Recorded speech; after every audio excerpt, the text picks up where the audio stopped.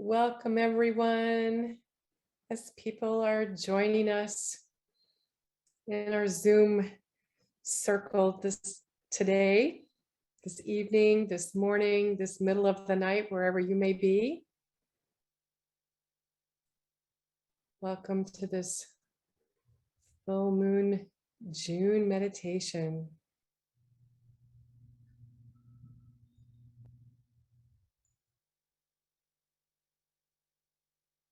Just invite you to relax and breathe gently in and out as we're waiting for people to join us.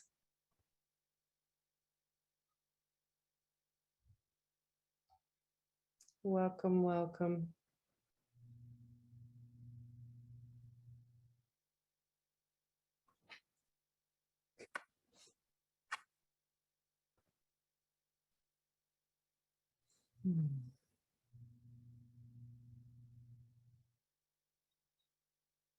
Breathing in, breathing out. It's beautiful people arriving in our Zoom circle tonight.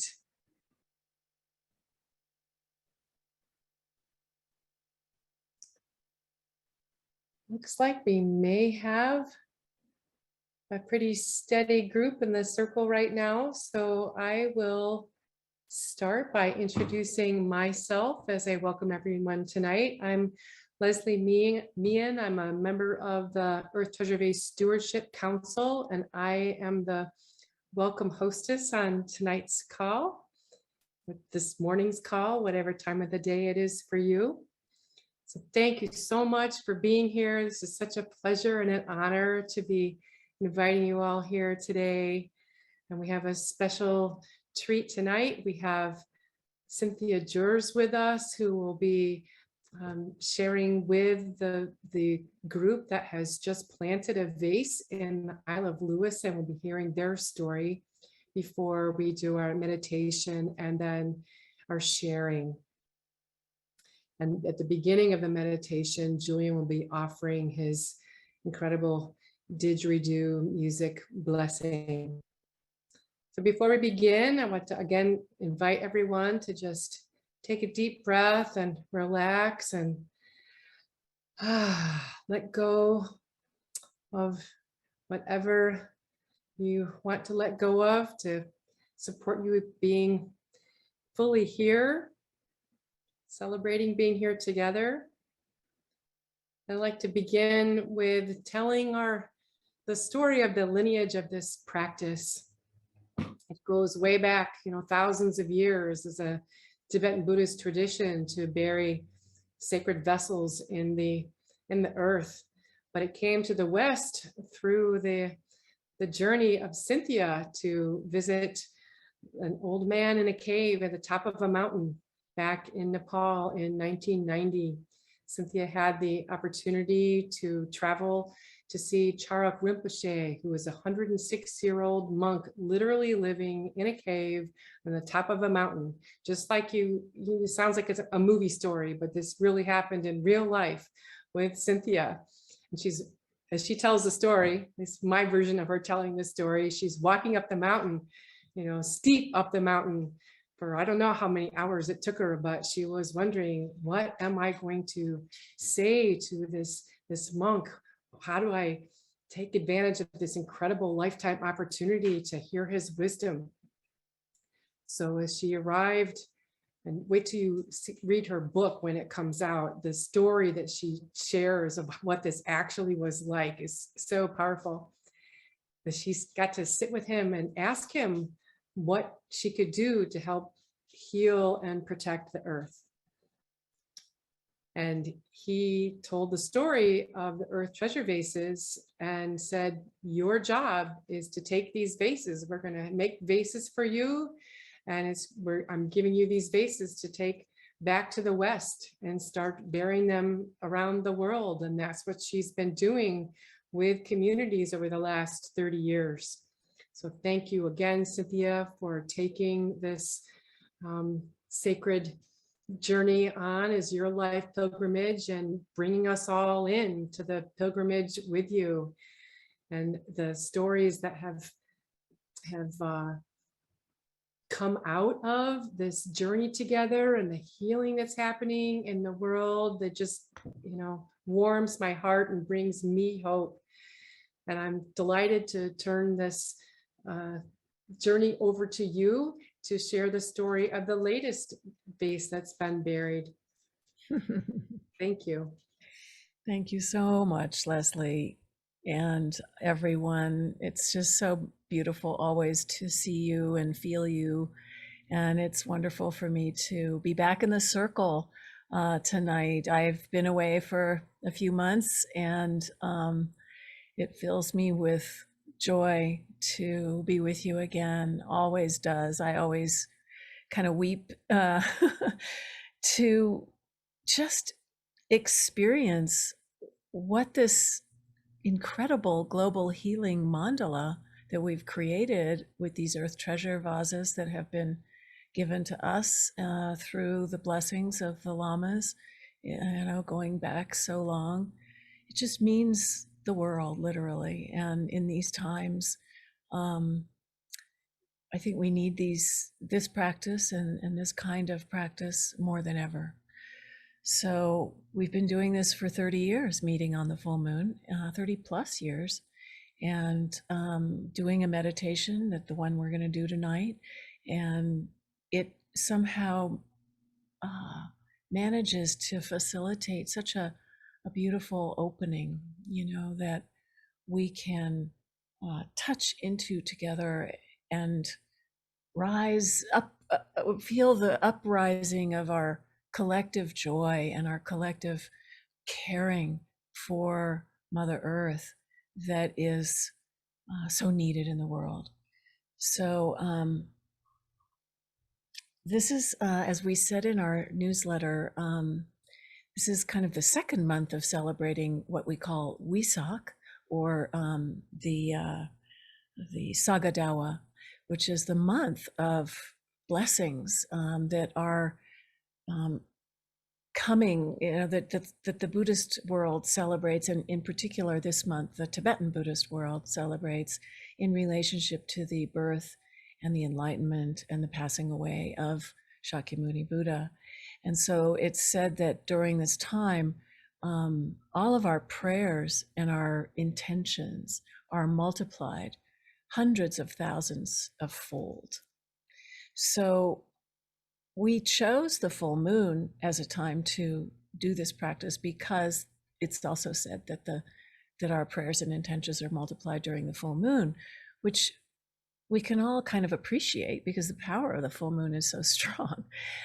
So this is a whole month of these kinds of multiplication of blessings, and on this particular full moon, this is the Saga Dawa Duchen, and it's a very, very special moment in the Buddhist world to really realize, that our intentions are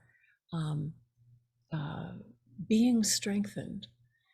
So we know that the ripples go out no matter what. It's kind of nice to imagine that we're getting a little extra support right now.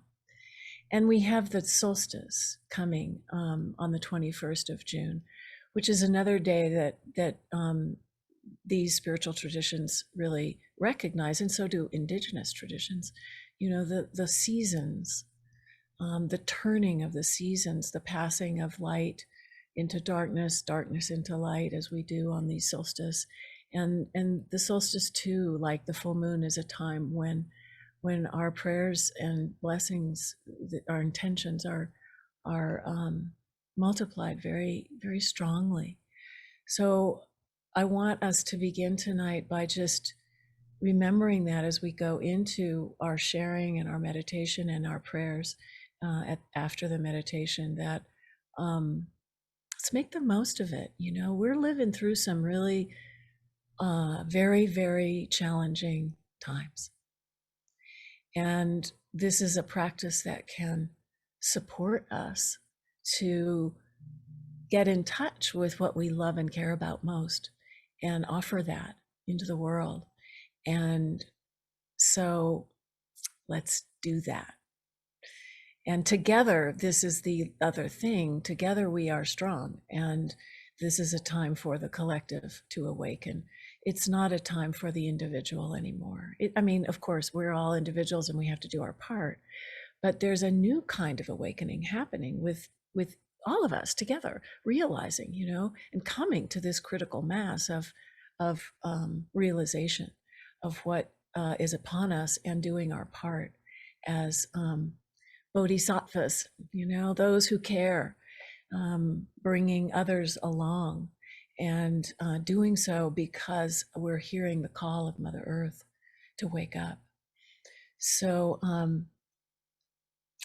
so there's all of that as we begin today, and I want to now turn to my dear friend Judith Tripp, who is with us tonight, along with her fellow pilgrims that made the pilgrimage to take the treasure vase recently to the Isle of Lewis, which Judith will tell you more about. It's an island in the Outer Hebrides in northern Scotland, a very sacred and powerful place.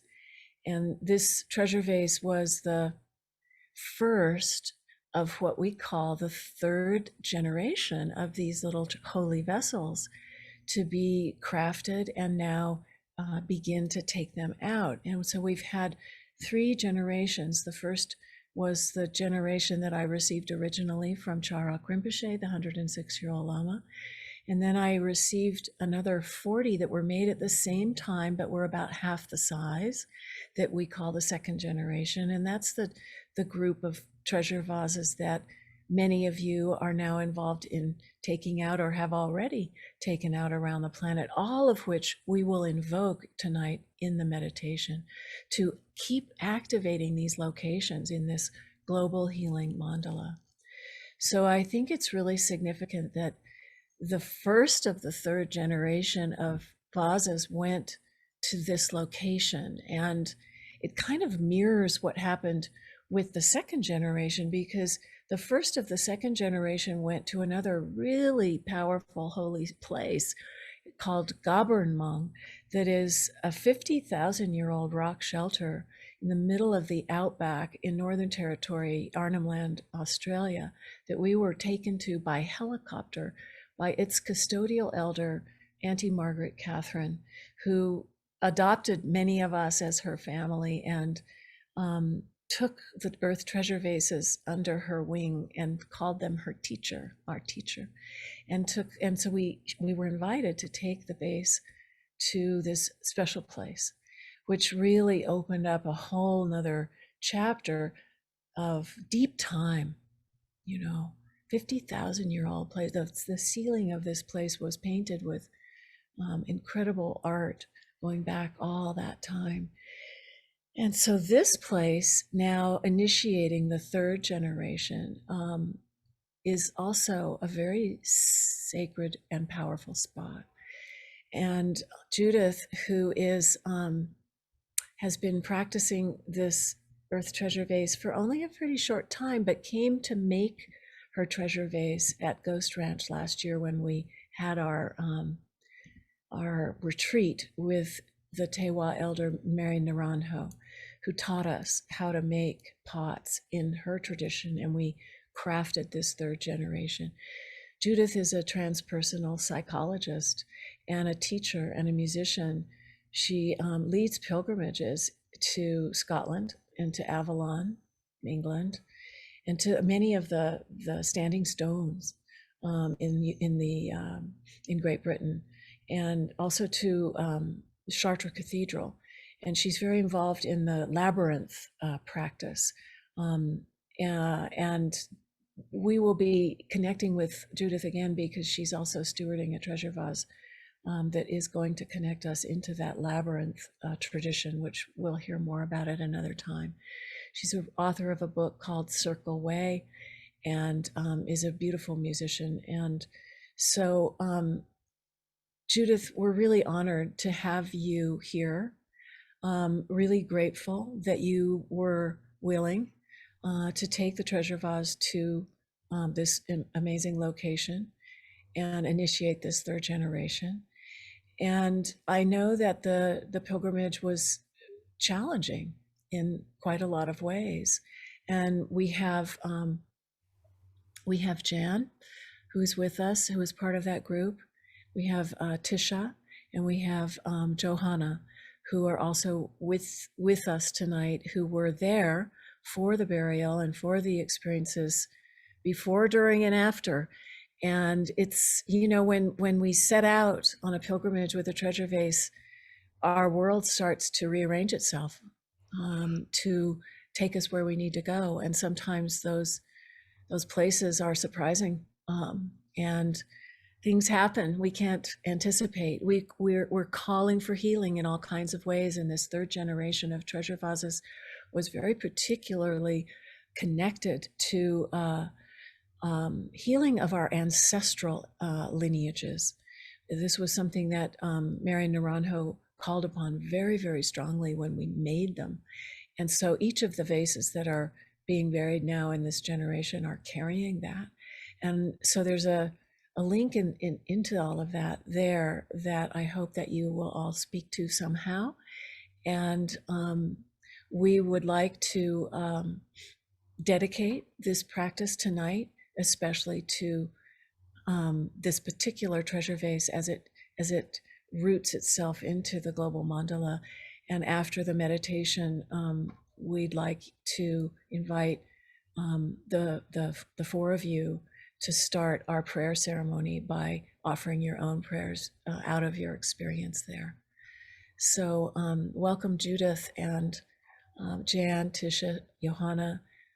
Please let us hear your story. Thank you so much, Cynthia. You're welcome. Yeah.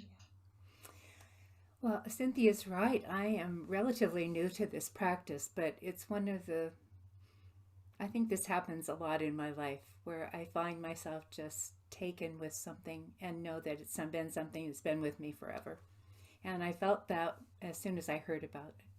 And I want to honor my elder, Marge McCarthy, who's a member of this community, because she basically got me into this.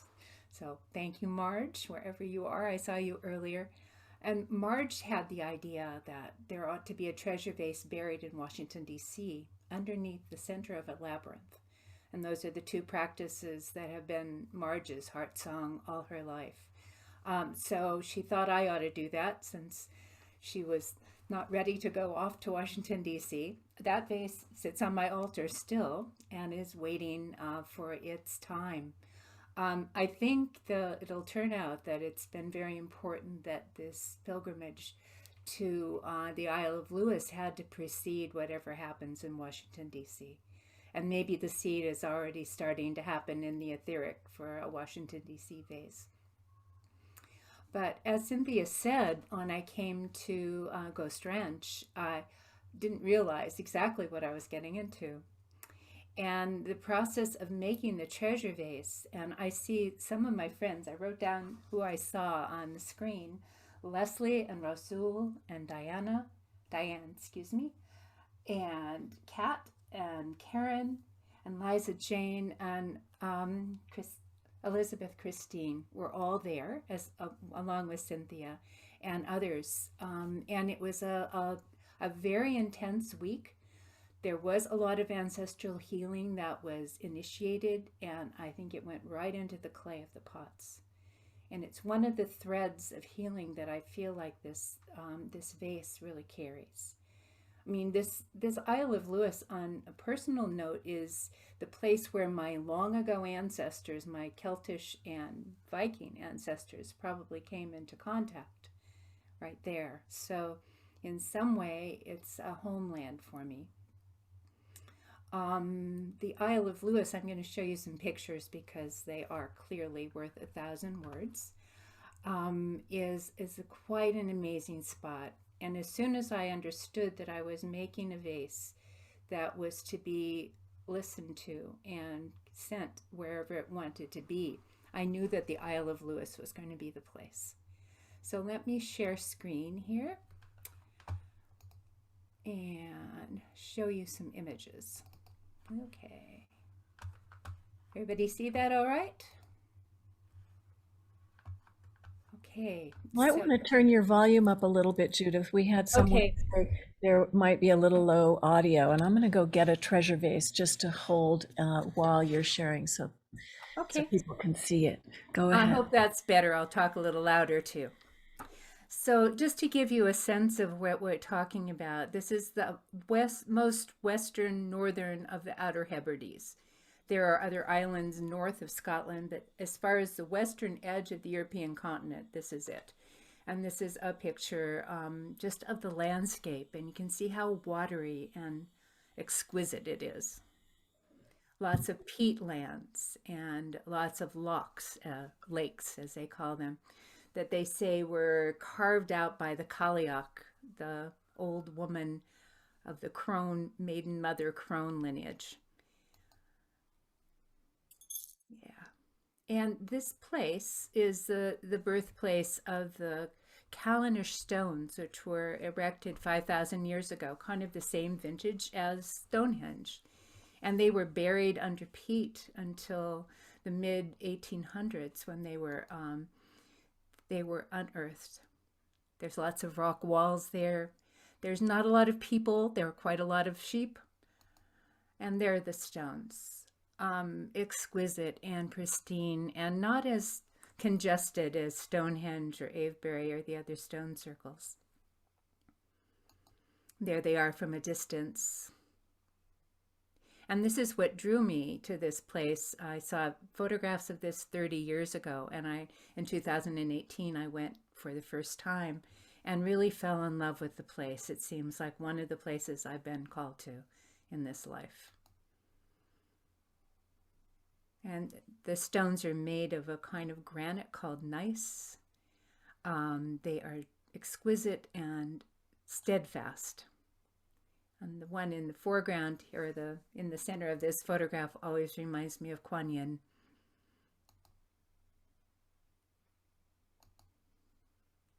And this is taken from what I call the mother stone in the center of the circle. There are 13 stones around. And then the center stone, which is just raised up above the area you see in this picture, which seems as though it is a womb. So we took the vase to the stones just to receive the blessings there. You can tell that we were in the weather. So this was Jan and Tisha and Johanna and I. And there's the vase resting at the base of the center stone. And there's me hugging the center stone. This is what I call the mother stone. And it's one of my most favorite places on the planet to stand and ground and feel the connection with all the other sacred sites of the world. And this is dear Jan and I after we've done the blessing ceremony and sealed the vase.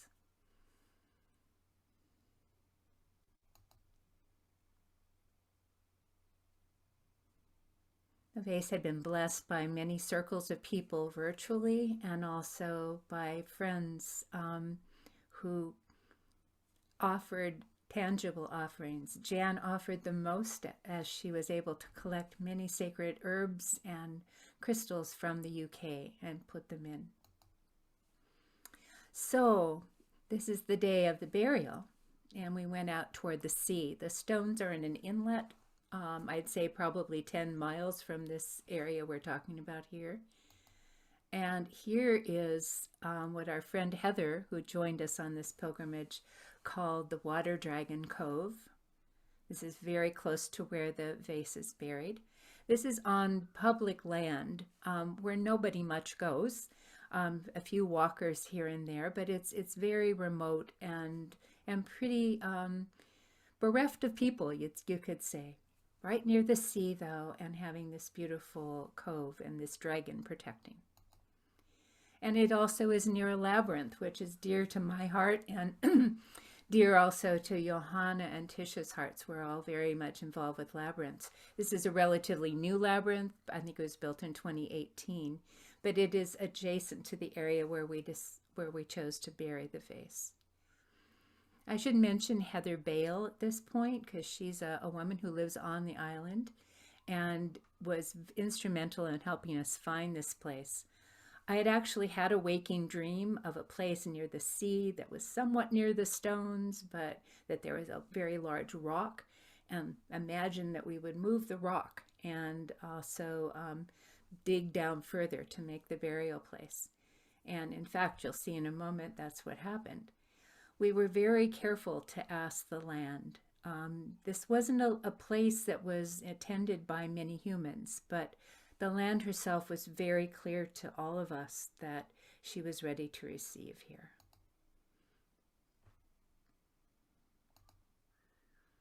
So again, gets the sense of we're right by the roiling North Atlantic. And then here's the rock. And luckily, both Jan and Heather, very strong women. Heather had been weightlifting. So that rock was moved, first of all, to make a space. Whoops, this is afterward. Well, we're happy there. We moved the rock and we dug down deeper. The earth is very, very wet there. I mean, it rains and rains and rains.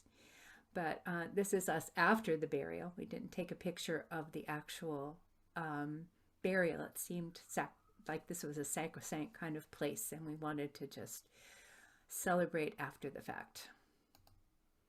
And there's our pilgrimage. All of these women came on my pilgrimage to the Callanish stones and were all recruited to be part of the Earth Treasure Vase practice.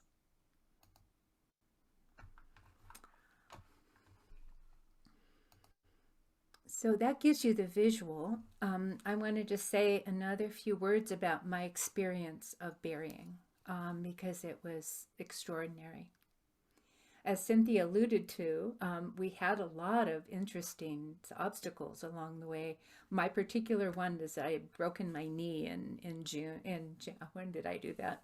December, back at the other solstice. And I was healing, but I certainly wasn't running around. And so the walking on all the earth that you just saw there was not easy. And I will always be grateful to Jan for her steady hand helping me in many ways, and yours, Johanna, and yours, Tisha. It was really a wonderful thing to feel the sisterhood. And I think because we had formed such a tight circle, also because Janet had an accident she'll tell you about, and Tisha had lost her luggage. There were lots of things going on. But we were intent about doing this act that seemed so full of hope, that brought together everything this vase was carrying, all the blessings, but also its very origin, that it had held Native American clay and cloths from Oaxaca, everything from the Western Hemisphere, and it was going back to the colonizers somehow.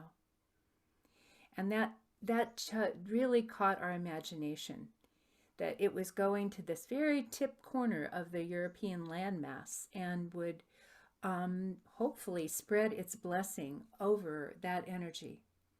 And it always has seemed to me, the times I've been to this place, is that there's a flow that perhaps it's a ley line, perhaps it's simply one of the many, many grids that are holding our planet together.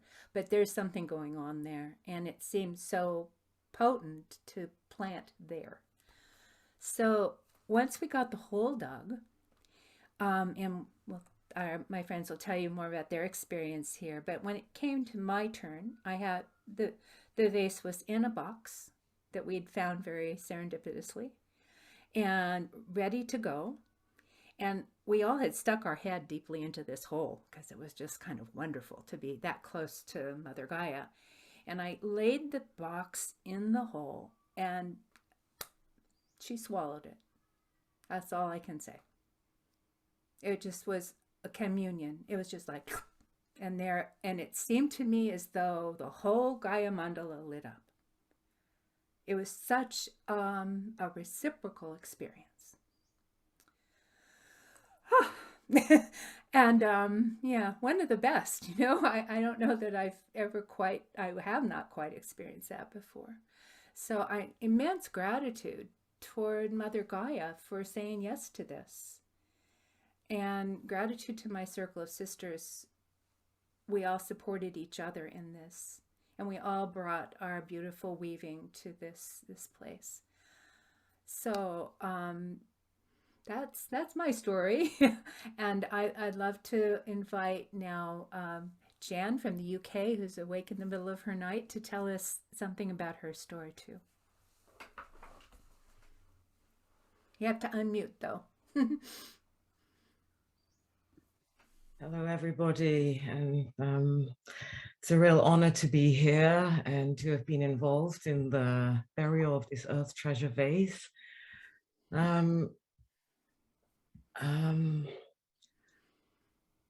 It's still processing, is all I can say, and that the whole experience was short of a massive initiation.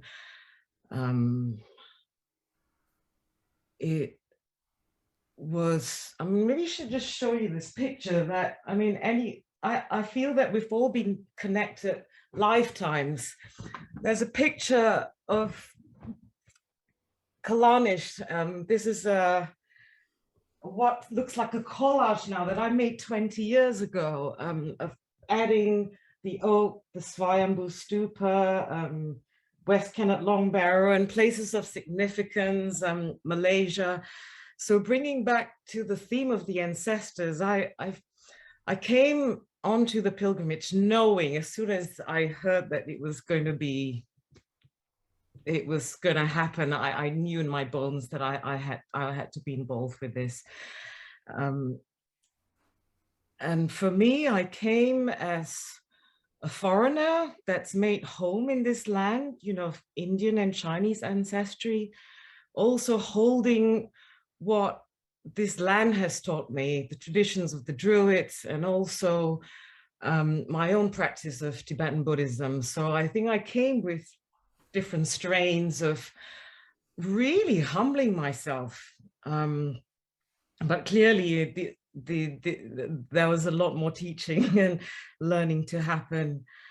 So the vehicle that got smashed, in a way, I had to really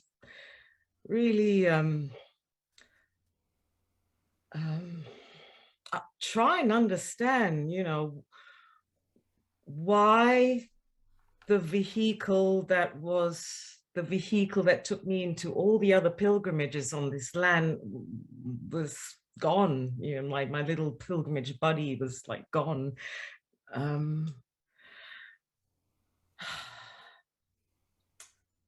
So that was the beginning of it, and I think I'd given myself ample time to get there, but it was what I had to clear. I recognize now that it was hell. I think I went through almost like a birthing tunnel, a kind of hell realm, going through the Loch Ness monster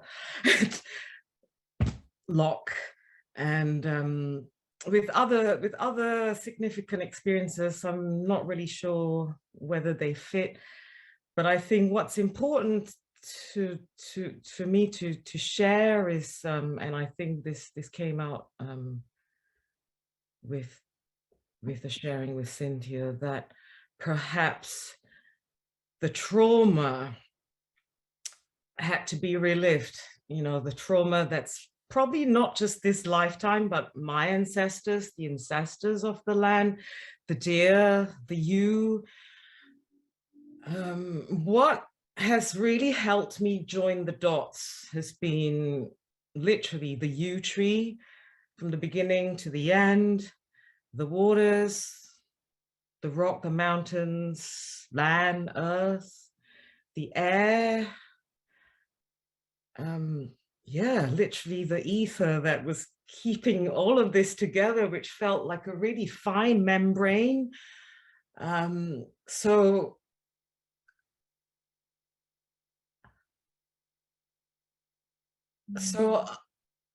I really feel that this work that we did is about transforming the elementals and the emotional states that are related to these elements. So I was very conscious right at the beginning to ask for permission, and permission, and if the offerings was enough, and to be really humbled So yeah, so it feels like having cleared all that, you know, with the determination to continue, that was what happened. And there was no doubt at all at any point that this treasure vase was going to go in. And I remember telling Judith, you know, that it would be a spot that would catch the first light. Being born on the Sunday, the sun was quite significant in this. And just affirming that, yes, the light is there after the dark. The moment we buried and sealed the vase, the sun shone. And in fact, I would even have vouched the sun shone for us for about 3 to 5 days after. Doesn't really happen, I think, in that part of the world. But I'll keep it short now. I think what's significant is, yeah, the elementals, the transformation of turning trauma into the treasure, you know, trauma to treasure. And we do that collectively, and we do that with the help of the elements. The rest of the Olive Lewis was a bit of it felt like we were in another realm, or I felt like it was like another realm. And I just wanted to finish off with that experience, which it's impossible to even fully process and put into words, but Gaia was the elementals. She was the dew, she was the deer, the oak, the holly. And I wanted to see dolphins at the end on that strait, you know, back to Ullapool, but I didn't. But interestingly, when I got to Findhorn, which is where an Earth Treasure Vase is also buried, the woman I was staying with, she said the day I arrived, she saw dolphins. And not only that, she said something really good happened today. And I was at that point, you know, I'd make the decision, okay, I'm going to make that journey back 450 miles. I'm going to do it on my own. I'm going to hire a car. I did make that decision, and I wasn't even sure I was going to make it to Findhorn. But she said, look, you know, I found all this treasure. I found this treasure, which I thought had completely disappeared, that I completely thought I'd never see again. And for me, they were just affirmations that somehow the elementals, the animal realm, the trees, Findhorn, the love of the garden, just the elementals, and the elementals, again, I come back to that, we're saying that it will be revealed, you know, treasure will be revealed at the right time. And so that was condensing what was a completely life-changing and profound experience. Thank you, Jan. Thank you, Jan. Yeah. Thank you for your. I would, before we go on, Judith, I just want to take a moment to be with you, Jan. And I have the treasure vase. This is what I call the mama vessel. It's the one that's the last of the original ones that's holding the intention and all the prayers for all the vases that are in process, have been buried, or will be buried. And just to say that maybe not everyone was able to quite follow everything you said. Jan had a car accident on the way to this pilgrimage, and her car was totaled. And it was in the midst of that these emotional experiences and everything she shared came from. So sometimes it takes a while on these pilgrimages to understand everything that happens and how it's all connected and what the healing is and how the trauma was activated for you and ancestral trauma was activated and what the lessons are that you went through, Jan, on behalf of all of us, you know, that went then into the vase that was buried in this amazing location, and how you showed up. And so, not to belabor it, but just to ask all of you who are here to just take a pause for a moment and take a breath and be with the feelings that have been stirred around your experience, Jan, and to consider you as a holy vessel. We each are. And that's one of the things this practice teaches us, is to be the holy vessel that, is symbolized by this little clay pot. So healing happens in so many ways. And it starts with us, each of us. So let's take a breath and just share the intention on this Saga Dawa full moon night for healing in all the ways that it's called for. And give thanks for your service and your sacrifice.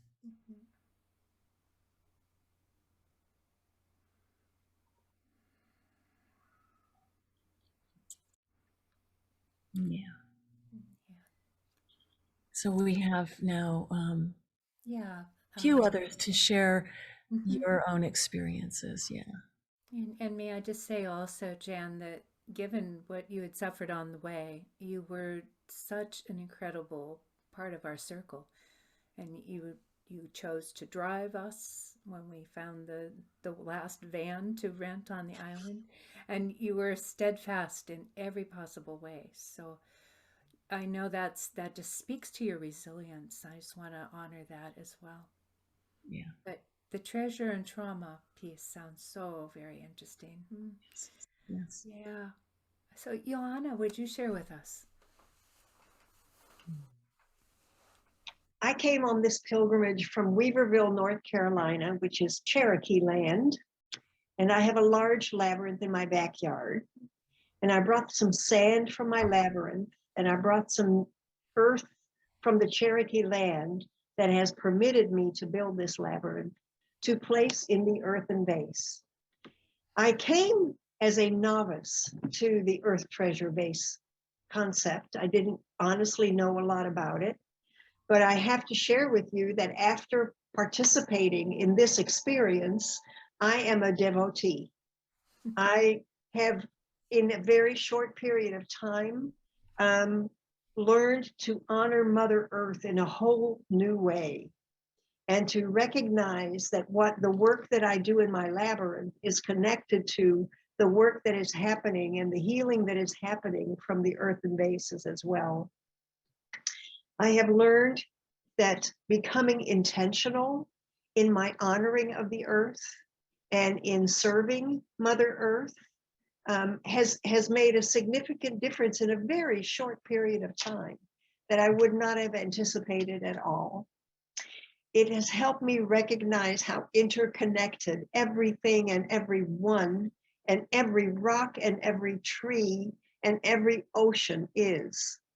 And that has bubbled up a sense of oneness that I think I had been really longing for, and that I had not been able to experience until I participated in this ritual and participated in connecting that with the Callanish stones as well.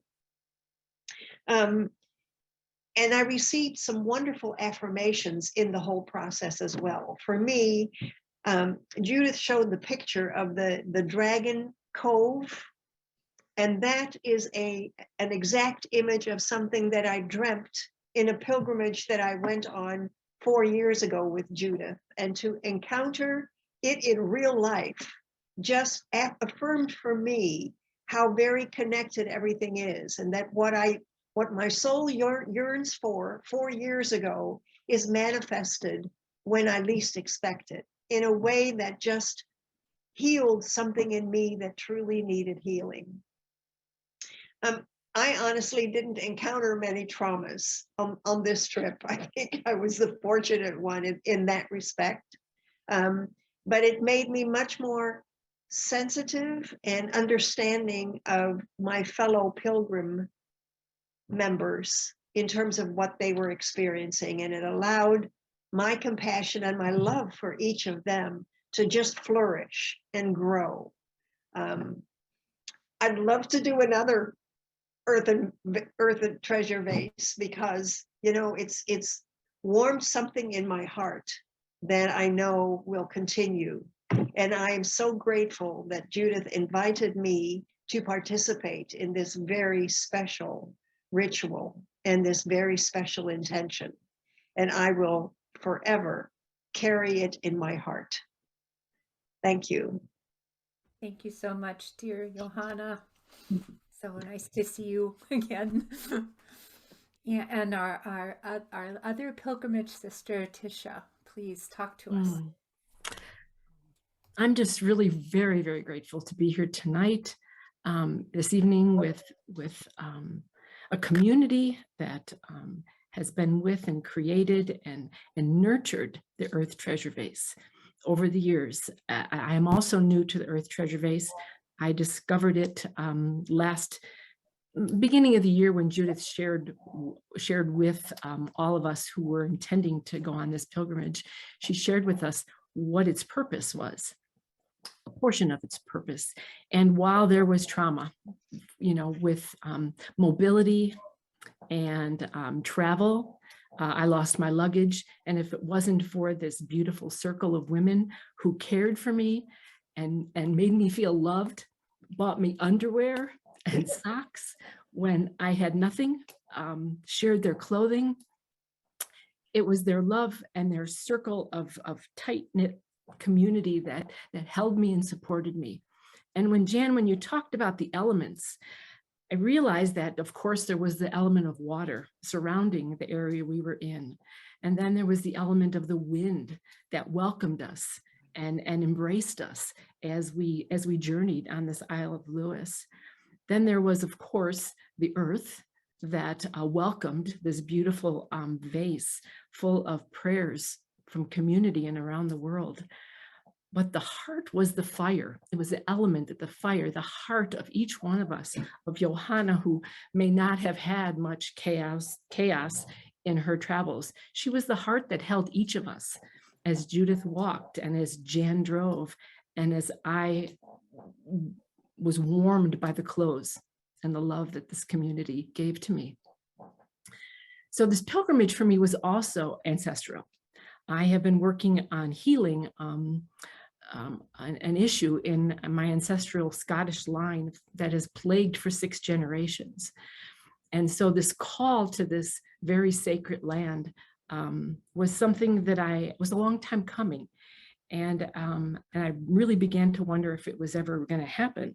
So when the time finally came, saying yes was a big yes to the call of the Earth Treasure Vase.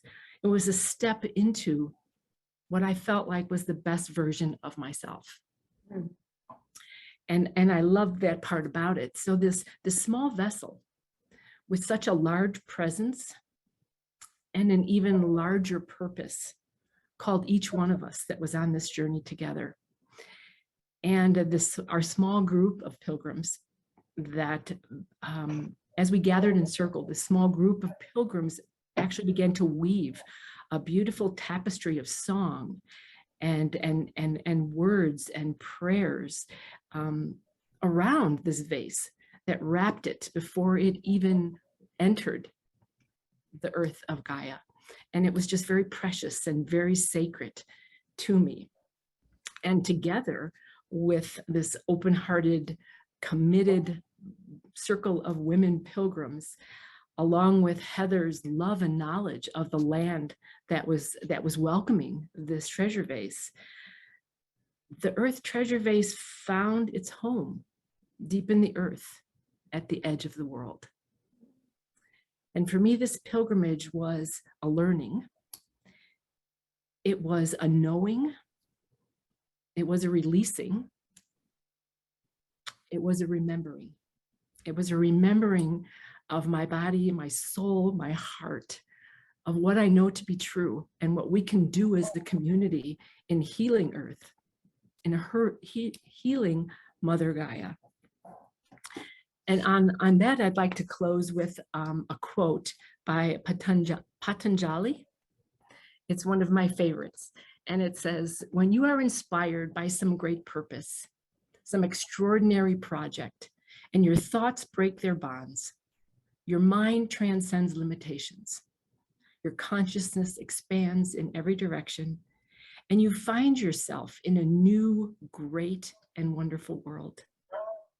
Dormant forces, faculties, and talents become alive, and you discover yourself to be a greater person by far than you ever dreamed yourself to be. Thank you. Beautiful, Tisha. What a fine way to end our little presentation here. You can all tell how much we all love each other.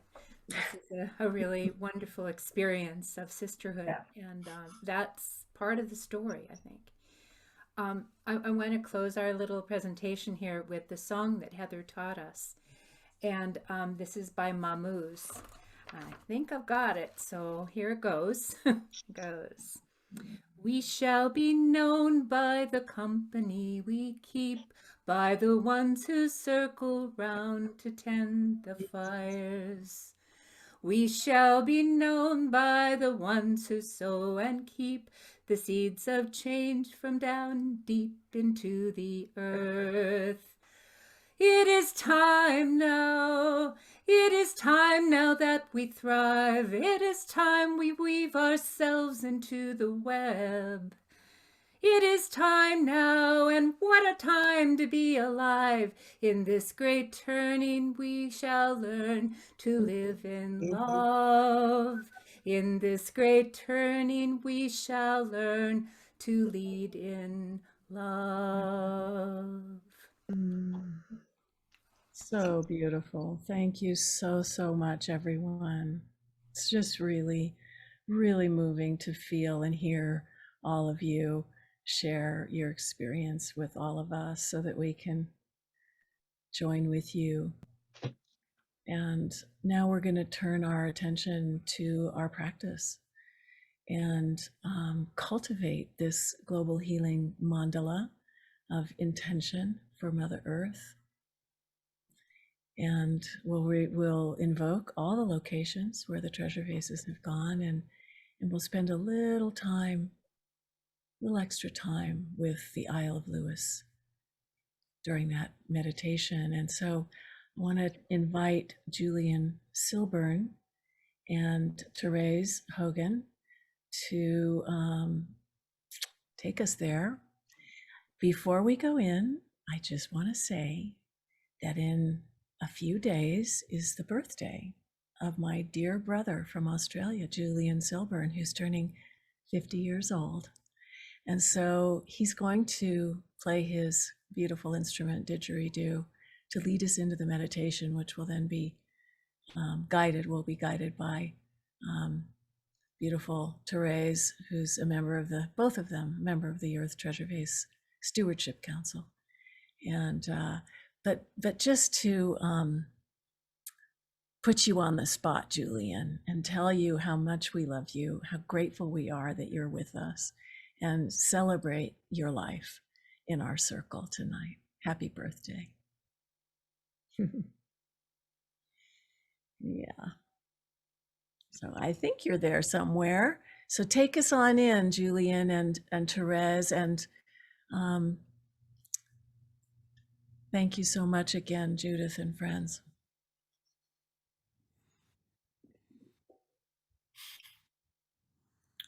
Yeah.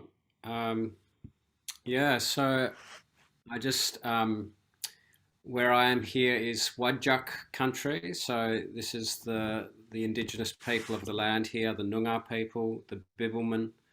So we honor the Whadjuk Noongar people of this land. And when I saw that beautiful dragon, what a beautiful image that was, the sleeping dragon, I just such a beautiful energy in that. And it kind of made me think about the dragon energy and the serpent energy, and how that's many cultures really celebrate that serpent energy in its pure form, and the power of that. So in this region they call the rainbow serpent the Wargol, and I feel like they're very much similar energies.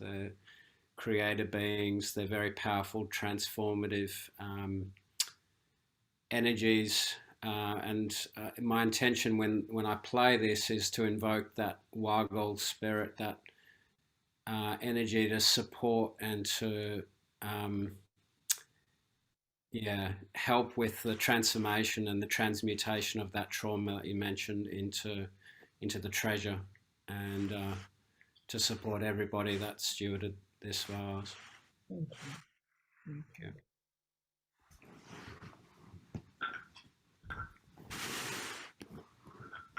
And so I invite everyone to turn off your video when you're ready, as we begin the meditation now with Julian's sound healing, and start to come inwards into your center and into the present moment.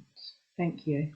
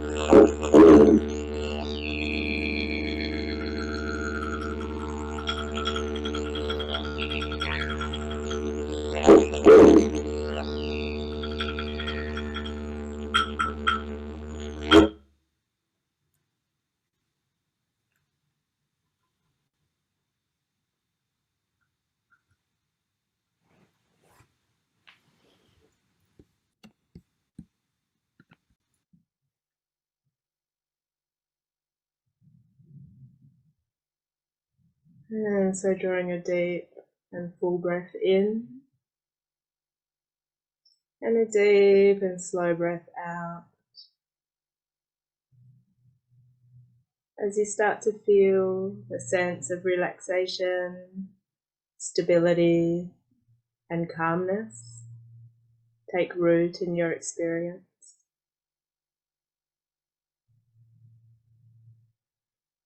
and letting go of any remaining thoughts or feelings about the past or the future as you enter now fully into the present moment.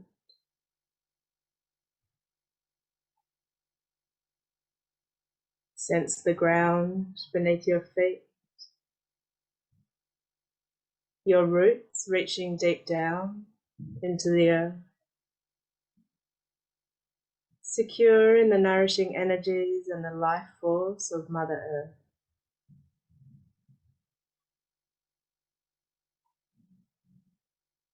And from this place of being deeply rooted and grounded, opening up to the light from above, from the sun,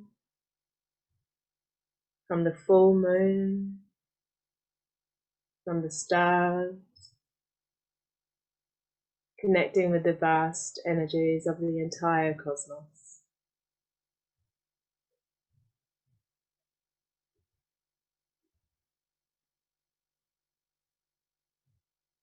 And now let's each acknowledge the ancestors of the original indigenous peoples of the lands that we inhabit, inviting them, asking them to bless us and this practice,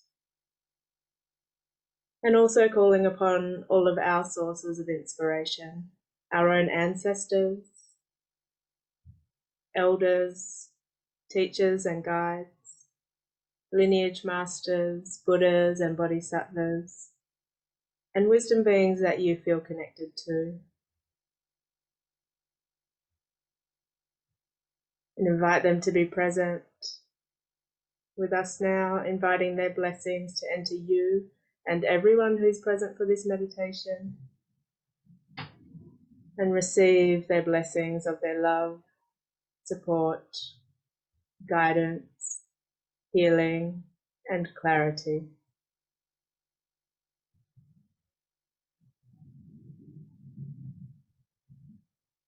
As this blessing enters you, feel the love and caring coming all the way into your deepest heart of hearts. And breathe it in. And breathing out, send this love to everyone who's present in this circle. And breathing in, receive the love that's being sent. Breathing in and breathing out, sending and receiving the love and caring around our circle here, and gradually expanding your focus to include all of your friends and family and community, and all those who this practice may serve right now.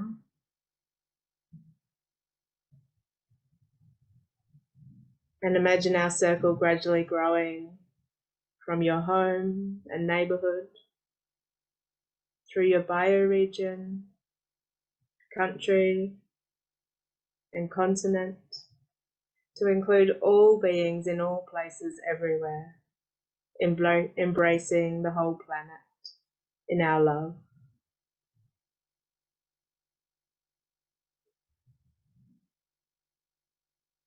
And now, with this feeling of love deeply rooted in your heart, let's turn our awareness to those who are suffering, to the places where there is war and conflict, poverty, disease, pollution, droughts or floods or fires, wherever the need for healing is very great.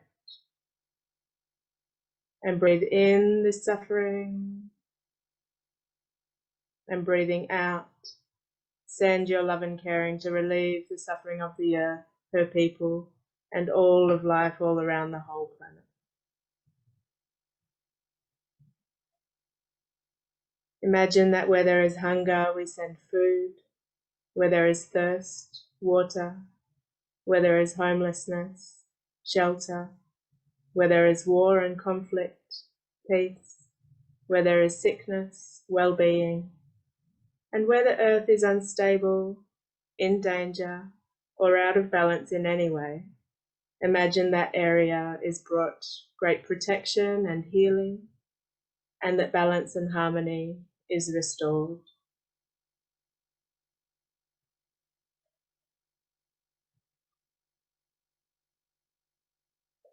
Now recall the beauty and goodness of life, the riches to be found everywhere in nature, the precious gifts of the earth that sustain life, and the very essence of the elemental energies, coming back to these elemental energies of nature, being strengthened and revitalized all around this beautiful blue-green planet we call home.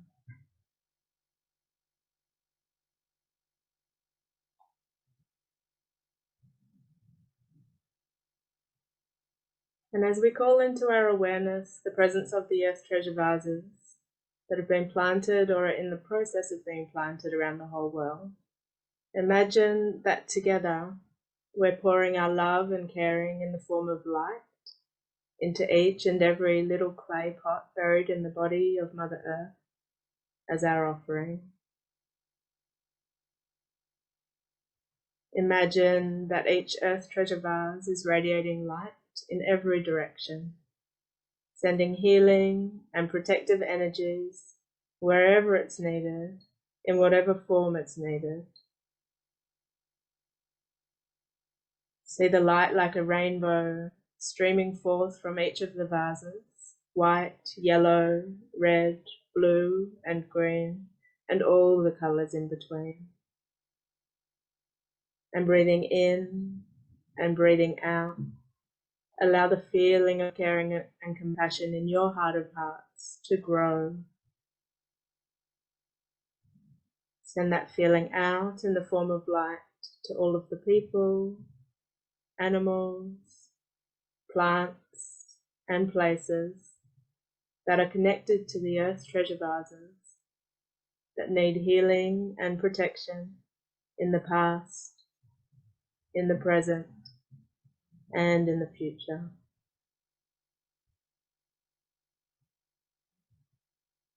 Beginning at the center of the Earth Treasure Vase Global Healing Mandala, in a cave above Los Alamos National Laboratory in New Mexico, the birthplace of the atomic bomb. And to the north at the source of the Rio Grande River in Creede, Colorado. To the south at the mouth of the Rio Grande in the Gulf of Mexico. To the east on top of Mount Baldy above Santa Fe. And to the west on Mount Chicoma, known as Sycamore to the Tewa people of New Mexico, the custodians of the sacred lands where this mandala began.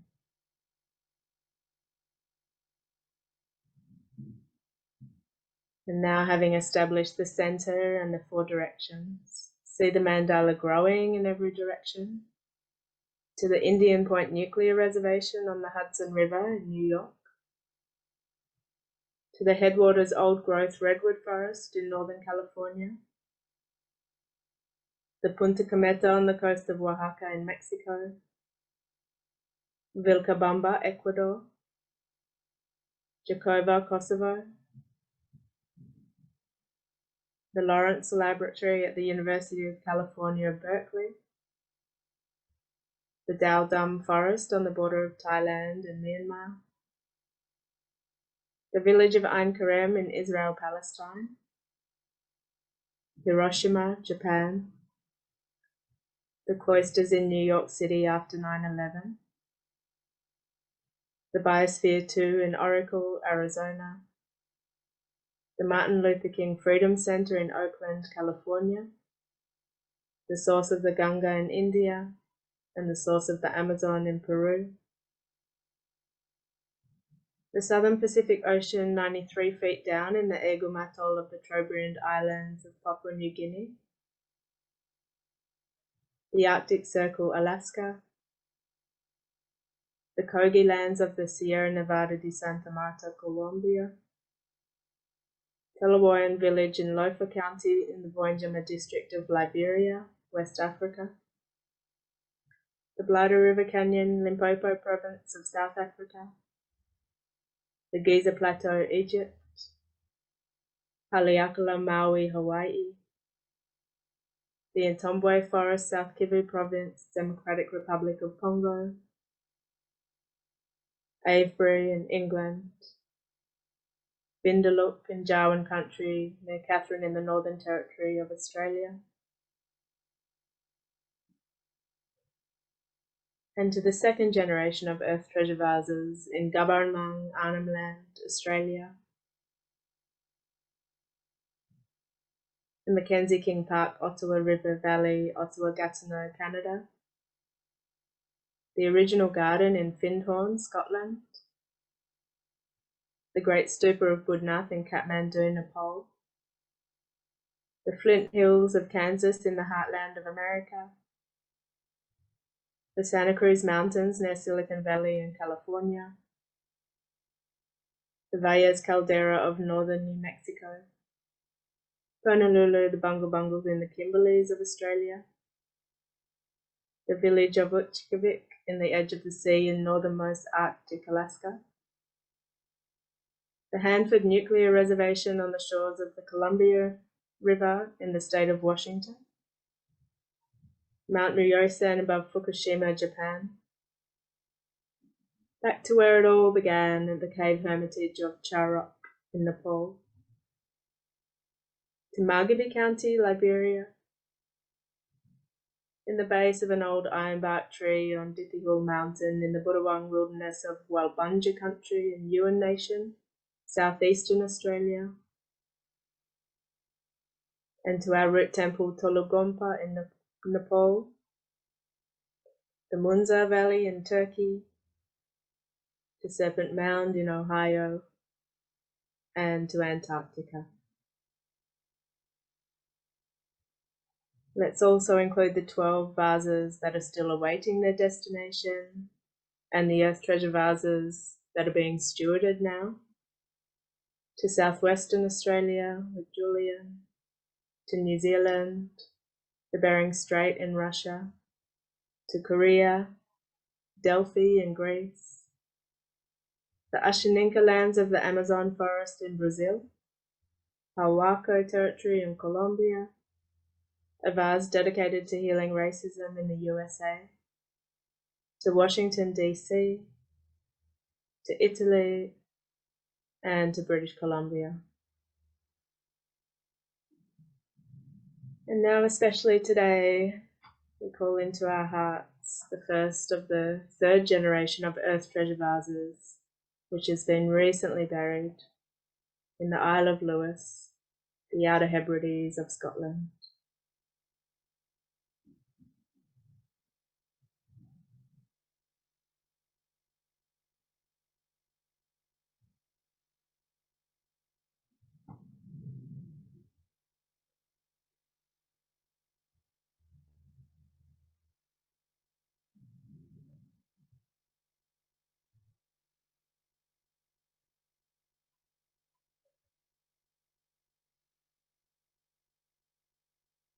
So once again, taking a deep and slow in-breath, a deep and slow out-breath, and imagine that all that is needed to relieve the suffering of the earth can be seen as light radiating out from each of the Earth Treasure Vases, all around the whole planet in every direction. Imagine this healing light flowing out from the vases, filling the whole global Earth Treasure Vase mandala with the powerful energies of our love and caring. And see this healing force traveling through the song lines, the grid lines, the meridians of the earth, flowing into each location on the global mandala. See the mandala like a web of light, embracing the whole planet. Feel the light flowing back and forth like waves from your heart to the Earth Treasure Vases, energizing them and adding vitality and brilliance to the light that is then flowing out to the whole area in the sphere of influence of each of the Earth Treasure Vases.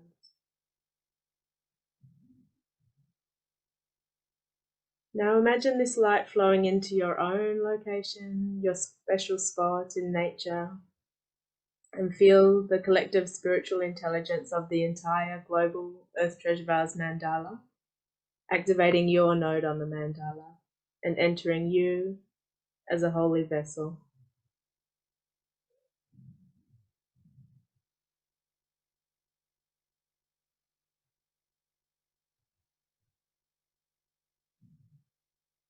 And finally, please focus your concentration one-pointedly on bringing healing and protection to the whole earth for all time, seeing the healing and protection radiating out from all the vases around the earth in waves of light, flowing back and forth endlessly.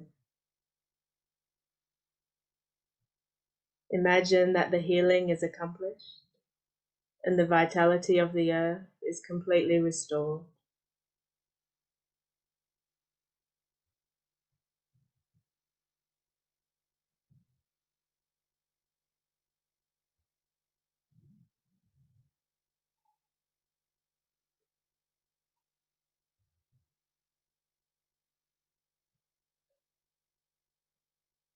Now recognizing the great interconnected web that is life on earth, of which we each are a part, let's give thanks for this precious sacred time together and pray that the compassion and peace that is our true condition may bring supreme happiness and benefit to the earth and to all beings.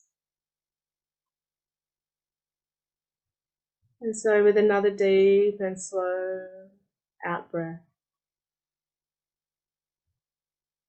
let's bring our awareness back to our body now, feeling our feet on the floor, grounded on this precious earth in our own location. Wiggling your toes and opening your eyes when you're ready.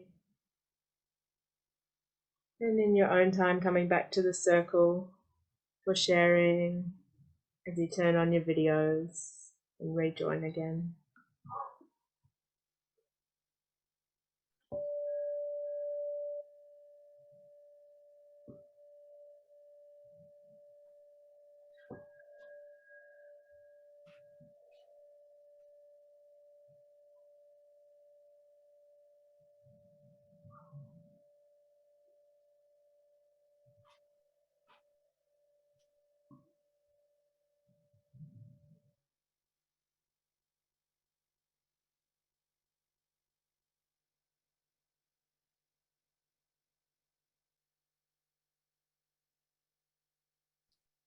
Thank you, Therese. That was beautiful.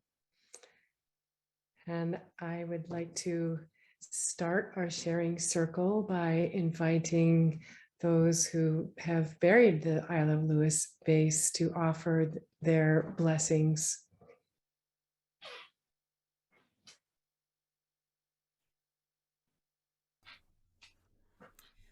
I can start.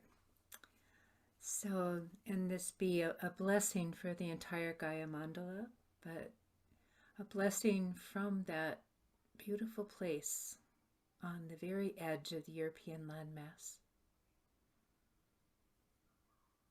And I ask that all the light that we have just imagined flow through that vase and out through the entire web of the Gaia Mandala. More light, more love, more connection. Aho, blessed be, Amen, Namaste.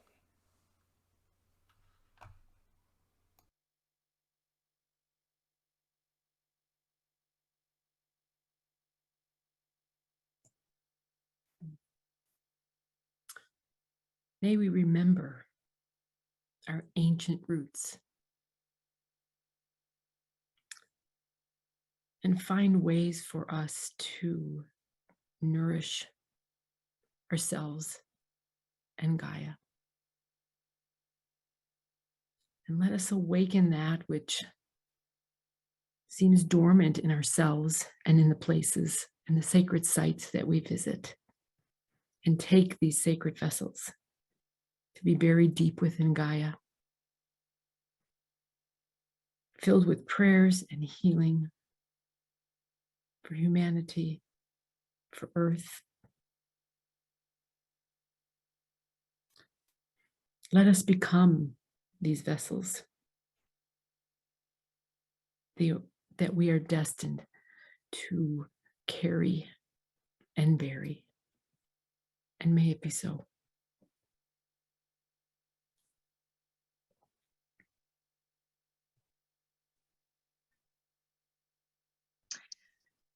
May the ancestral love and understanding of the gifts of Mother Gaia permeate each heart of those gathered here. May we recognize our own complicity and responsibility in past actions with our true intentional commitment now to heal and love and share and enter into oneness. May the light and energy we have experienced with the Earth Treasure Vase become our vessel as we connect with one another in a never-ending mandala web. We shall be known by the company we keep. In this great turning, we are love. So it is.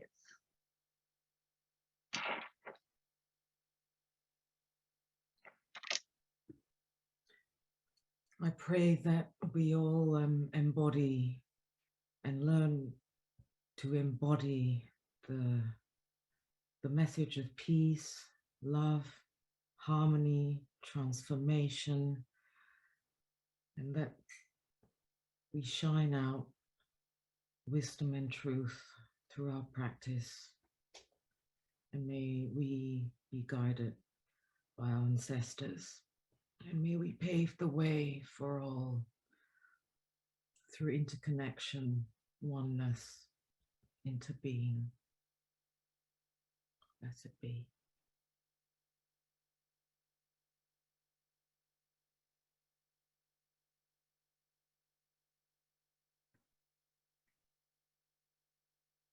Thank you so much. I'd like to invite Cynthia to make her offering next. Thank you, Leslie, and everyone. When you spoke, Judith, you mentioned you were talking about putting your head in the ground and placing the vase in that deep hole, and how Gaia just absorbed her as this offering was received. And you mentioned the reciprocal nature of that moment, this giving and this gift, and then the receiving of it. And so my prayer is around that quality of reciprocity, that we remember to give and not just to take, and to be awake enough that we can appreciate and experience the receiving of the gifts that we offer. Not forget to make those gifts, though, when we ask for support from the unseen realms, but that we give back to the earth and to the elementals and to all of those beings who are with us all the time. And of course, that we remember our gratitude to each other for helping us to fulfill the purpose of our lives, to be a good person, to dedicate ourselves to this healing work, which is the work of our times. And in this particular treasure vase story, to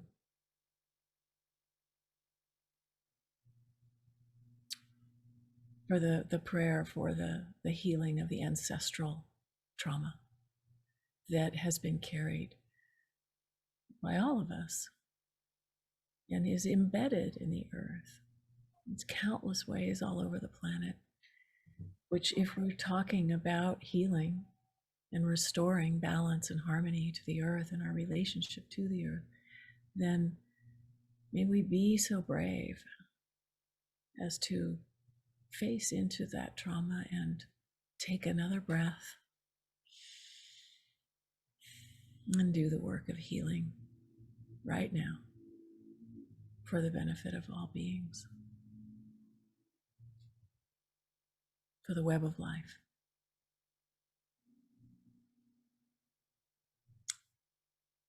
Thank you so much for your dedication and commitment. Alalaho. Malaho. Thank you, Cynthia. Now the circle is open for sharing. Anyone would like to offer a blessing, please raise your hand and I will call on you, starting with Karen. Kadaba. Thank you, Karen. It has come to my attention that within the last 2 months, we've had a couple of major religious lineages offer acknowledgement of the truth of their transgressions on behalf of the indigenous peoples. In the case of Pope Francis, he met with several groups of indigenous peoples in April. And I understand that right around the time of the burying of the Earth Treasure Vase we heard about tonight, that the Church of Scotland offered their apologies to the people who were supposedly practicing witchcraft.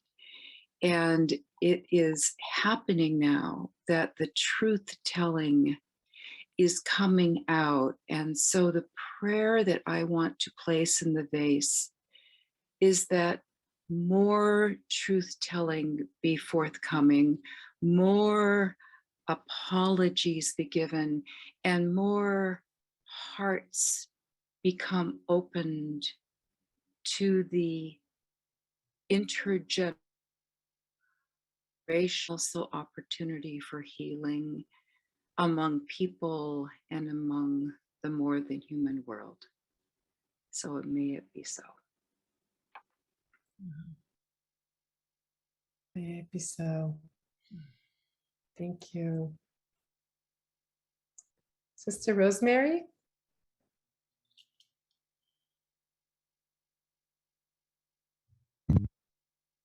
First of all, gratitude for this beautiful presentation. We can't quite hear you. Could you speak up a little bit, please? Gratitude for this Thank you.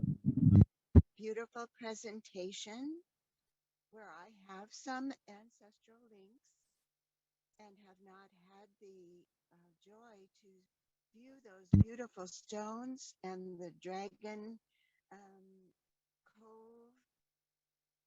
And I was so touched by the image of the communion of Mother Gaia receiving the vase. That was so beautiful an image. And I must say that I also totaled a car trying to avoid a mountain lion in my Los Padres forest, so I can really empathize over that journey. And I've had many times lost luggage, but so beautiful that love shines in all of those difficulties. I would like to bring. Could you please speak up again? Sometimes it's working when you're a little closer. It sounds much louder. Thank you. Sorry. All right. That's good. Thank you. I would also like to bring at this time I was on a call recently with the delegation that went from Canada to Rome, and I was able to get their feedback on the apology that they still would like to see more complete. And I was struck by since 2018, they have collected reams and reams of stories and of the ancestral and trauma. And I would like to offer that into the prayer, into the vase tonight, but also the hope that that will continue, that work will especially continue in the United States, because I think we have a long way yet to bring that forward. So I offer my apologies, and today is actually 61 years of my vow day, so I'm rejoicing with Julian on his birthday. But the 61 years has been a journey, a spiritual journey of awareness that I didn't realize when I first began of what the intergenerational trauma was. So we give, and then we are told what our journey is meant to be. And I offer gratitude for these 61 years and pray that I may help bring forward love and peace, forgiveness, and harmony in our world. Beautiful, thank you. Celebrating your 61 years and your offerings. Maggie Kaplan.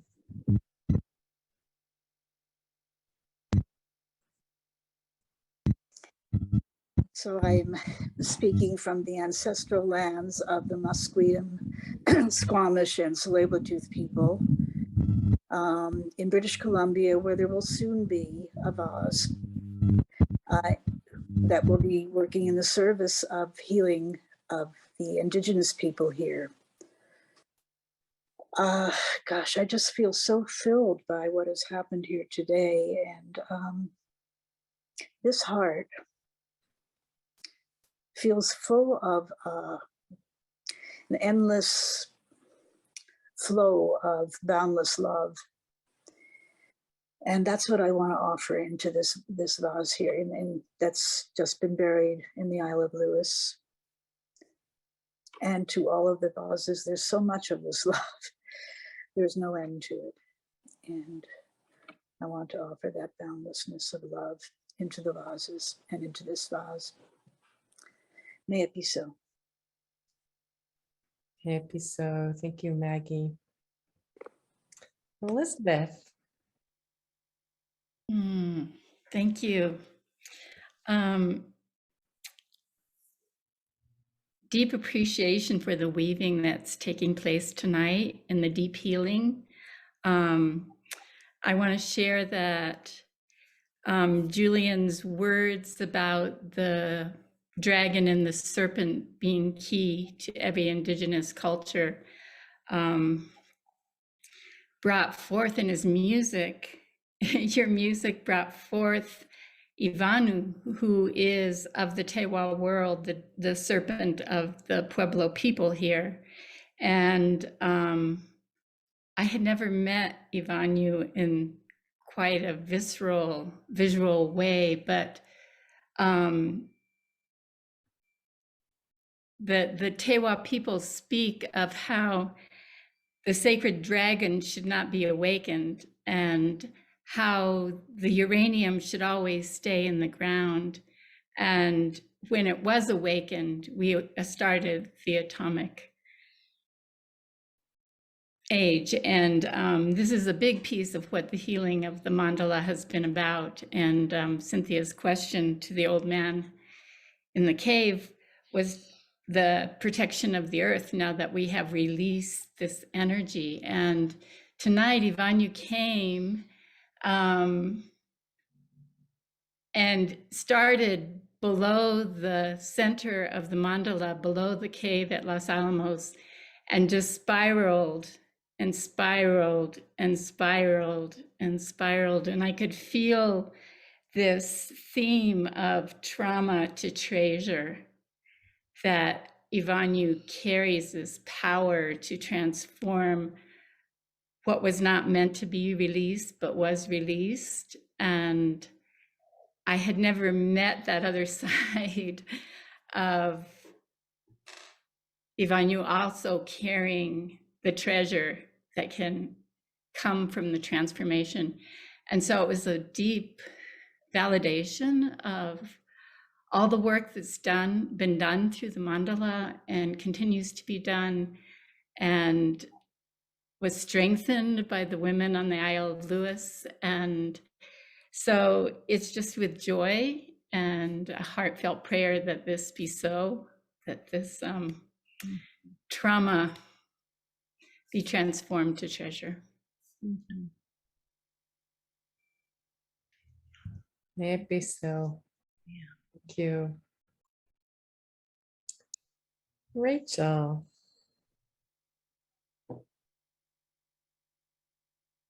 Yes, can everybody hear me? Yes, thank you. Well, I was thinking I would just offer some music on the flute. Hmm.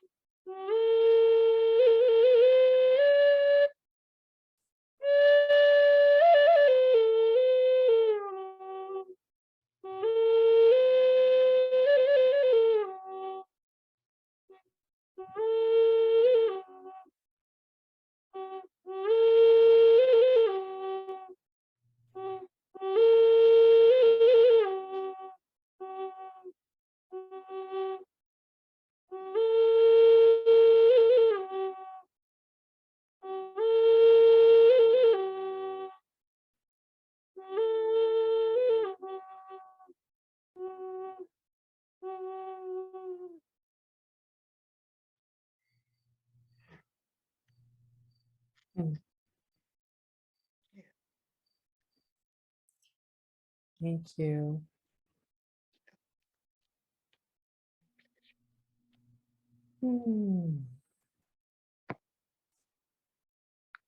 Diana.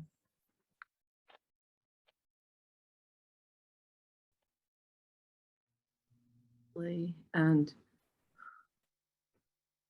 I have so much gratitude to you, Judith and Jan and Johanna and Tisha for what you've done. Thank you so much, and for sharing your experiences here tonight. I've been thinking a lot about fascism and authoritarianism. And in many places around the world. And I spent the weekend with in personal ceremony with the Virgin Mary. When our meditation started, I lit a candle to the Virgen de Guadalupe, so she's here.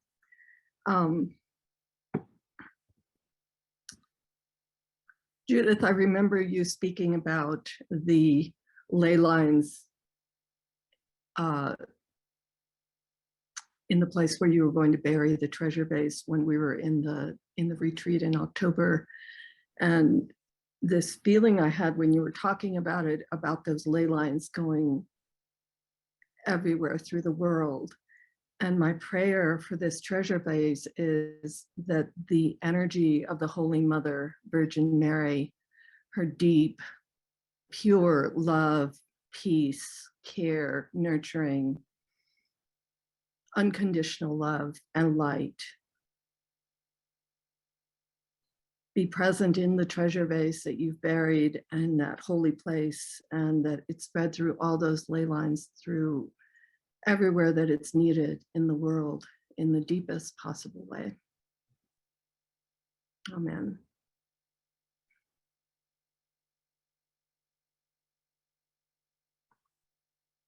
Thank you, Diana.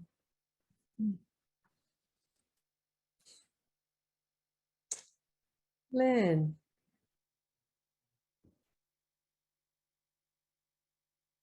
Hello, this is my very first time. I was unfamiliar with this project, and I am very grateful for what everybody is doing to help heal the world. As I understand it, our prayers are symbolically put inside the vases as they're buried. So if it's, one of the big things is healing Mother Earth.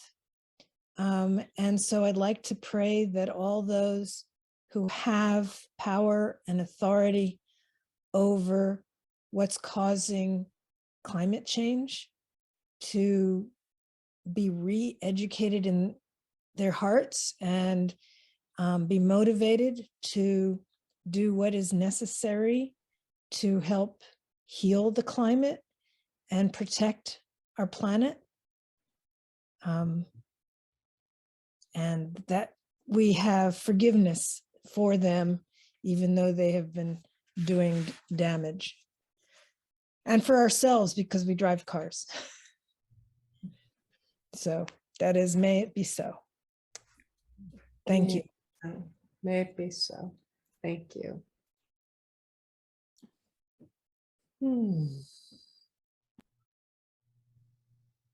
Stephen.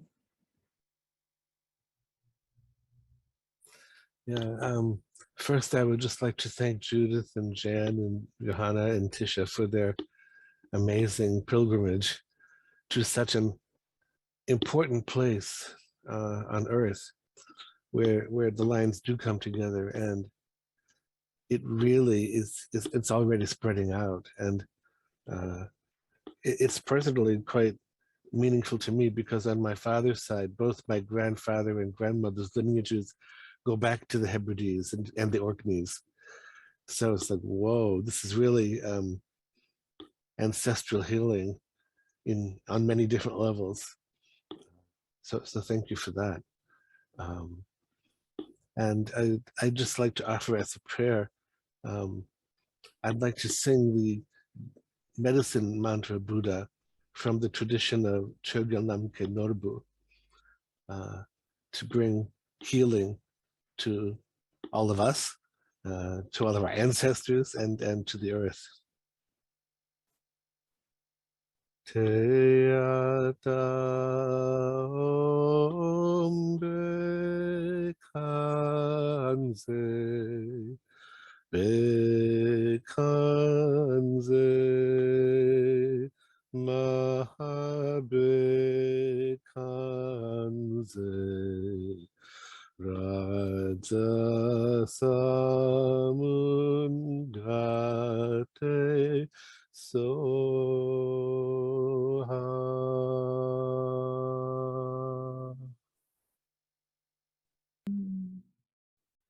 Alalaho. Alalaho. Thank you, Stephen.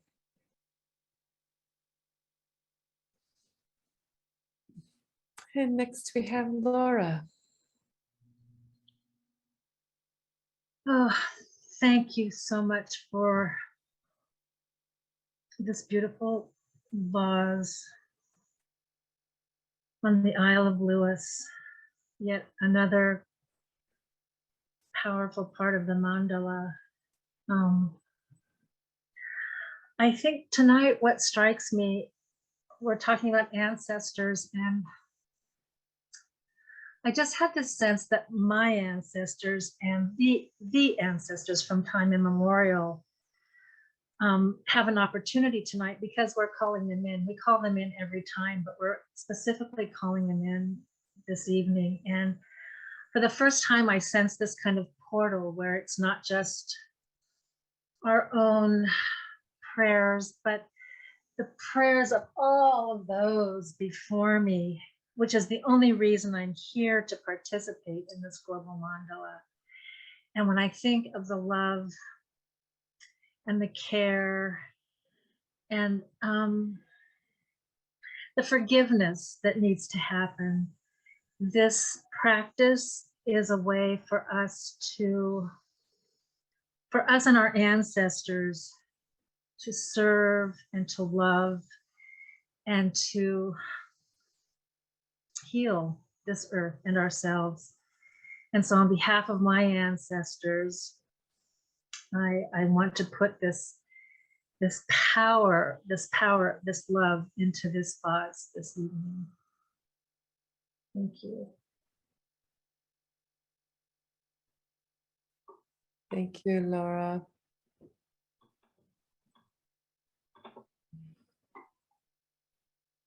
Nicole.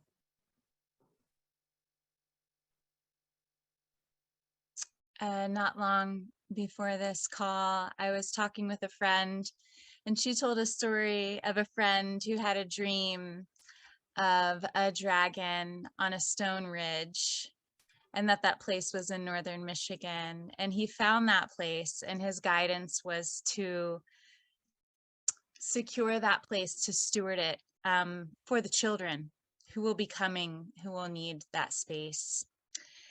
And during Julian's music, was feeling the serpent in the stone ridge of Serpent Mound here.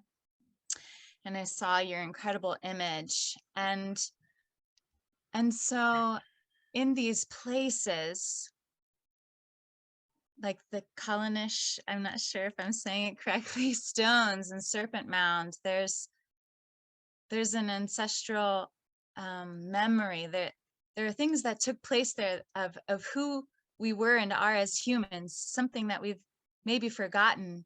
And so I imagine the joy of what it is to know yourself as part of the creative expression from the earth and from the cosmos, and that these humans, our ancestors, knew in their bodies and in their beings that they were a part of that below and above, and they created these places to anchor and acknowledge. And I imagine that they sang and they danced and they celebrated and they went and they knew their place in all of it as powerful creators and stewards of that expression. And so I just am imagining those coming up in the next generations, feeling that utter complete freedom to remember and know and embody who they are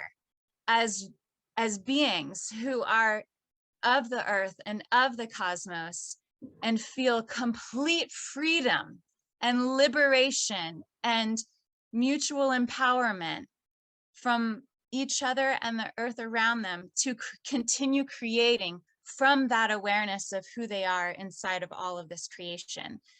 A deep remembrance and a deep joy to recover that which we are, and seeing the next generations free to be it. Mm-hmm. Mm-hmm. Thank you.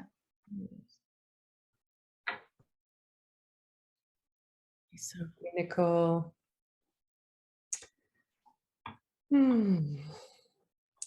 Maggie and Eva.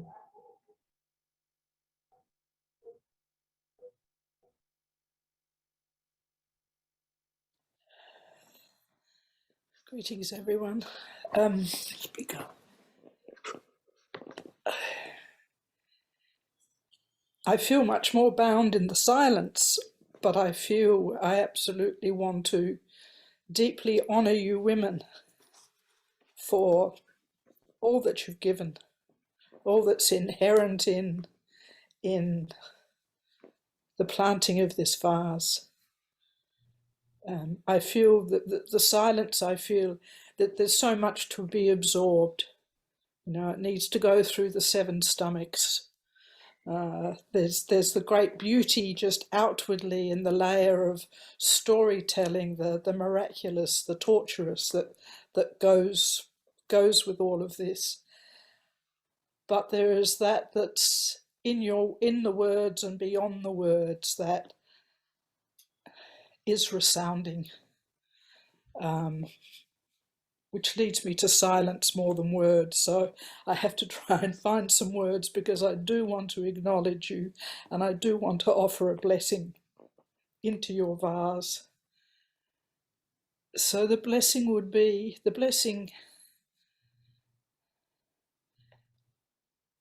I go into the vastness of that land that you've described. And I go into that moment where, with yours, but with so many of these vases, when we place it in, Mother just sucks it in. You know, I remember Julian saying in the vase that we planted, it wasn't even there. We were still singing it in, but he said it had disappeared. He couldn't physically even find it there. So this place of vastness, of immeasurability in the Mother Earth, but in us as well, that the chorus of the love, the fire of love that you've brought forth with this vase, touching into that place, that there can be an alchemical arising of so much from that untouched, this virgin scape within us, within Mother Earth. And I think the way she draws it in is just another telling to us of the readiness, of the yearning for this inflamedness that's there, that can bring forth all that others have spoken so beautifully in words. So in this deep place of untouchedness that actually holds everything, that it can be ignited and bring forth and create. May it be so.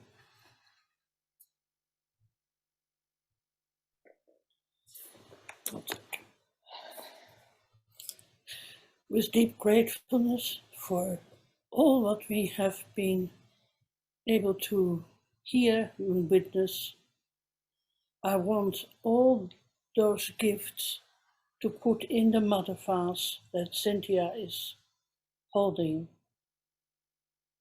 And may she also be sucking it up in her Miss Grace, and much, much love to all of you.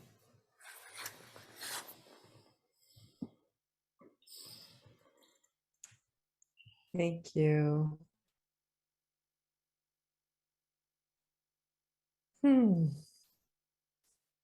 Carola.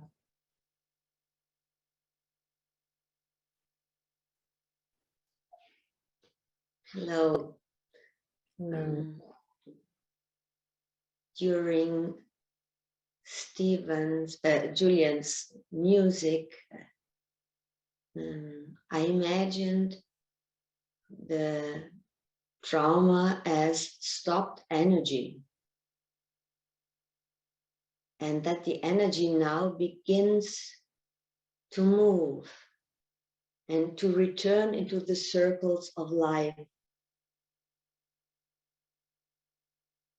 And that's what I want to put in this vase, this returning to these circles of life. For me, life is always this circle, this birthing and dying, and I see that the trauma now is going to get free. And I remembered also a song of Alexia Challen. Power of love is here now. The power of now is here now. The power of you and me is here to create magic on earth. The power of love is here now. The power of now is here now. The power of you and me is here to create magic on earth. And I want also to put this magic into the vase. Thank you.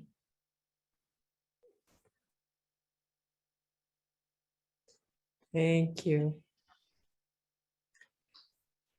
We are coming close to our time for closing the circle for tonight, so we have time for a couple more shares maybe. So Russell, thank you.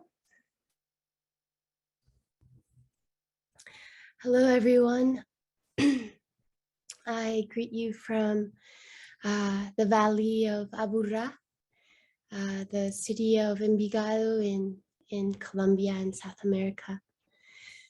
And I wish to bow from my heart to you women that tenaciously went onto this pilgrimage to offer a great service to the whole web of life, and going through tribulation in a way shown to each other the power of the mothers that have had their powers taken away, in your empowerment, in your love for each other, in your care. I see the vision of what is already here and what is continuing to unfold. So thank you. Thank you. And in the way that you speak of each other, and in the way that you speak of the elements and of their vital support at this time, I wish to offer to the vase that has recently been planted just a beyond the soul, connecting to the roots of my star lineage and my lineage within the earth, a vow of gratitude to all of history, everything that has occurred, and a resounding spirit of trust, a releasing of urgency that we may be able to soften our bodies, our animal bodies, the intelligence of our primordial wisdom, to be able to listen to the crafts and the language that wishes to arise at this time, to be in a beautiful and life-affirming relationship with Gaia. Thank you.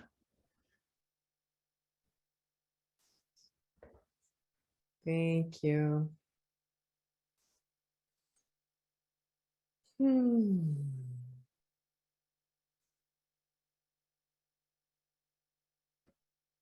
So I'll take a breath, breathing in all this love and beauty and magic and wonder.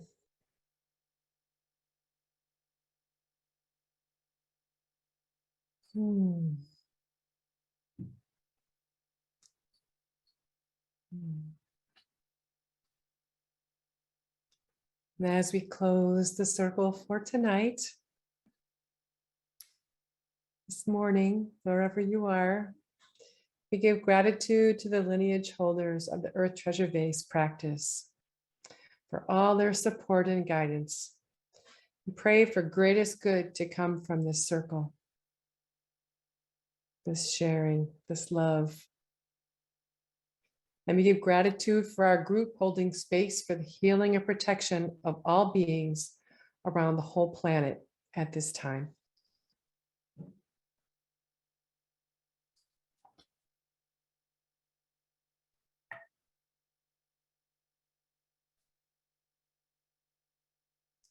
By the merit accrued by this practice, may all beings live in peace and harmony. May there be no more war or conflict. And may this earth become a paradise of harmony among all beings.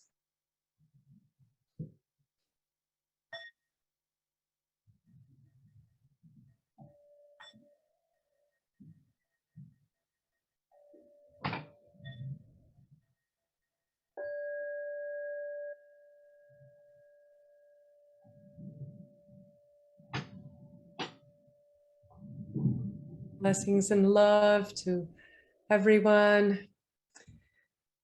Invite you to bring your hands to your heart to hug all this beautiful, juicy love magic into your being, to carry it with you as you go forth